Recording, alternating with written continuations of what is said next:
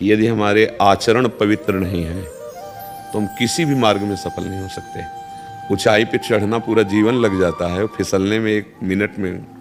तो देखो, अब तुम सयाने बच्चे हो, शायद हमारी बात आपको समझ में आ जाए। बिना ब्रह्मचर्य के किसी भी ऊंचाई पर नहीं चढ़ा जा सकता।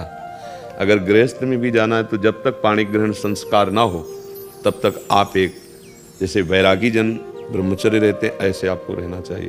पहले सब बच्चों को गुरुकुलों में इसीलिए रखा जाता था कि वो अपने ब्रह्मचर्य को पुष्ट करते थे। हमारी हाथ जोड़ के प्रार्थना है, इन बच्चों में से अगर कोई ब्रह्मचर्य क्षीण करने वाली कोई ऐसी क्रिया करता हो तो आज छोड़ देना, संकोच नहीं करना। ये आपके जीवन को नष्ट कर देगी।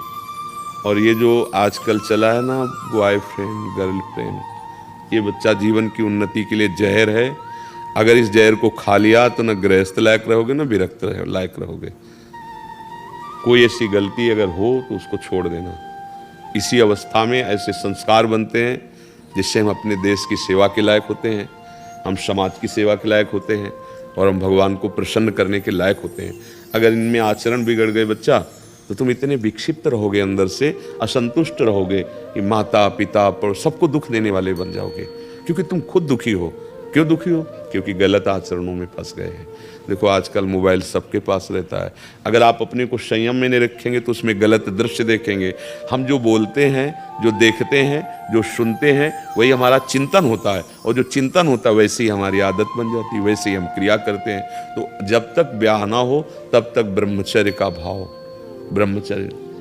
ब्रह्मचर्य रहने के लिए व्यायाम आवश्यक है। अगर व्यायाम नहीं करोगे तो ब्रह्मचर्य नहीं रह पाओगे। व्यायाम नहीं करोगे तो आप किसी सेवा के लायक नहीं रहोगे। शरीर के ऐसे अंग हैं जिनको हमें क्रियान्वित करना है। देखो, जो दंड बैठक मारते हैं उनके अंग दिखाई देने, तो ये अवस्था। आप देखो, व्यायाम नहीं करते हो। हाँ, आप अगर अभी से ऐसे प्रमाद युक्त हो जाओगे तो आप अपने जीवन को प्रकाशित नहीं कर पाओगे। कै बजे उठते हो आप लोग? प्रातः उठते कै बजे हैं आप? 4 बजे। यार, उठने का समय बहुत बढ़िया है। इसके बाद अगर आप शौच स्नान करके और आप 20 मिनट समय दे दें व्यायाम का, तो क्या घट जाएगा? 10 बार 20 बार हम सपाटे मार लिए, बैठक कर लिए, दंड बैठक जिसे नहीं कही जाती, और हम 2 किलोमीटर दौड़ लिए, बस हो जाएगा। इसके बाद आओ आप और अपनी विद्या अध्ययन के कार्य को ऐसे करो जैसे तपस्वी तपस्या में लगता है, ऐसे तुम विद्यार्थी हो, विद्या अध्ययन करो। जितना अच्छा पढ़ोगे उतने हमारी समाज सेवा में आओगे, देश सेवा में आओगे। तो व्यायाम, ब्रह्मचर्य, तभी आपका सफल होगा जब आहार शुद्ध होगा।